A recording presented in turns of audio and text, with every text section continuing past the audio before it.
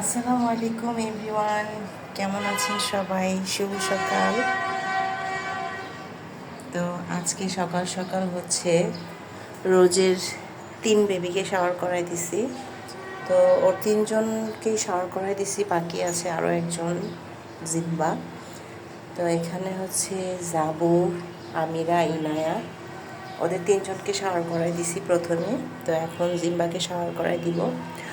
যেহেতু শীত চলে আসছে, সেহেতু আমরা যারা ক্যাট পালি তাদের প্রত্যেকটা ক্যাটকেই উচিত যে এখন এই শীতের আগে আগে শাওয়ার করায় দেওয়ার।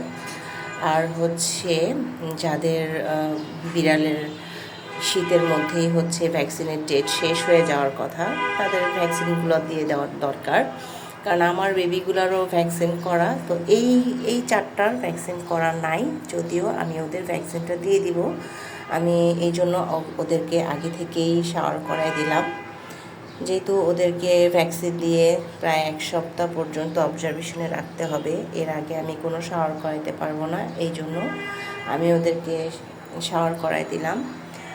তো আসলে এখন যেহেতু শীত, সামনে শীত, সেহেতু হচ্ছে বিড়ালের অনেক রকমের সমস্যা হয়, ঠান্ডা থেকে ফ্লু, আরও অনেক কিছু, র্যাবিস,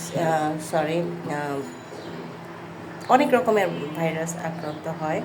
তো এই জন্য আর কি আমি ওদেরকে চাচ্ছি যে খুব তাড়াতাড়ি ওদের ভ্যাকসিনটা কমপ্লিট করিয়ে দিব। তো